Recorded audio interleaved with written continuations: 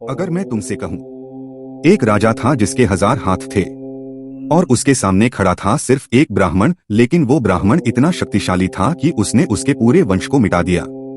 हाँ दोस्तों, ये है उस युद्ध की कहानी जिसने धरती को हिला दिया। सहस्त्रबाहु अर्जुन बनाम परशुराम जी। बहुत पुरानी बात है। महिष्मती का सम्राट सहस्त्रबाहु अर्जुन अपने समय का सबसे शक्तिशाली राजा था। उसके 1000 हाथ थे, असीम बल था और इतना बड़ा साम्राज्य कि देवता तक उससे भय खाते थे। लेकिन जहां शक्ति होती है वहीं धीरे धीरे अहंकार जन्म लेता है। उसी समय धरती पर थे भगवान परशुराम। वे अपने पिता जमदग्नि ऋषि और माता रेणुका देवी के साथ एक शांत वन में रहते थे। वहां उनका एक आश्रम था जहां यज्ञ, दान और तप का वातावरण हर समय बना रहता था। आश्रम में एक दिव्य गाय थी, कामधेनु, जो यज्ञों के लिए हर प्रकार का अन्न और वस्त्र स्वयं उत्पन्न करती थी। एक दिन सहस्त्रबाहु अर्जुन शिकार पर निकला। वह अपने घोड़ों और सेनाओं के साथ उसी वन से गुजरा जहां परशुराम जी का आश्रम था। वहां उसने देखा एक दिव्य गाय जो साधारण नहीं लग रही थी। उसने अपने मंत्रियों से पूछा, ये गाय किसकी है? किसी ने बताया, राजन, यह ऋषि जमदग्नि की कामधेनु है। अर्जुन के चेहरे पर लालच उतर आया। ऐसी गाय मेरे महल में होगी तो मेरे यज्ञ भी दिव्य होंगे। वह आश्रम में पहुंचा और बोला, ऋषिवर, यह गाय मुझे दे दो। मैं सोना, रथ और भूमि दूंगा बदले में। जमदग्नि ऋषि ने शांत स्वर में कहा, राजन, यह कामधेनु मुझे भगवान से वरदान में मिली है। यह किसी सौदे की वस्तु नहीं है। अर्जुन का चेहरा लाल हो गया। मैं सम्राट हूं। अगर मैं कुछ चाहता हूं तो कोई मना नहीं कर सकता। उसने बलपूर्वक गाय छीन ली, आश्रम को नष्ट किया और चला गया। पीछे छोड़ गया एक अपमान और एक ब्राह्मण के क्रोध की अग्नि।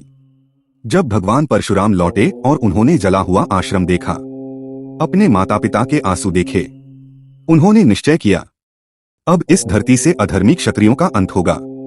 उन्होंने अपना दिव्य पारशु कुठार उठाया जो स्वयं भगवान शिव ने उन्हें दिया था।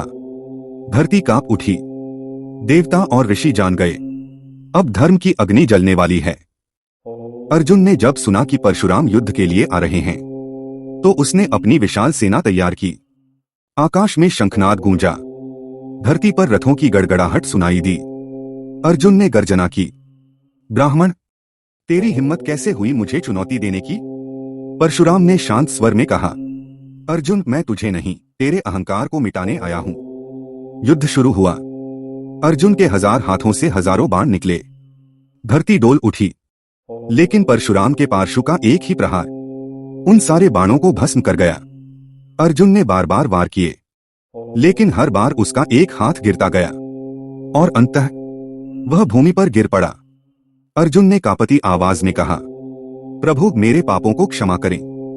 मैंने सोचा था कि शक्ति ही सब कुछ है।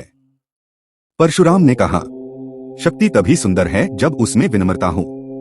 जहां विनम्रता नहीं वहां विनाश निश्चित है। अर्जुन ने वही नर्मदा तट के समीप अपने प्राण त्याग दिए और इस प्रकार समाप्त हुआ अहंकार का युग।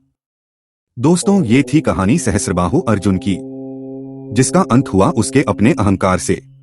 लेकिन यहीं से शुरू होती है भगवान परशुराम की असली कथा। वो कहानी जहां उन्होंने 21 बार धरती को क्षत्रियों से खाली कर दिया।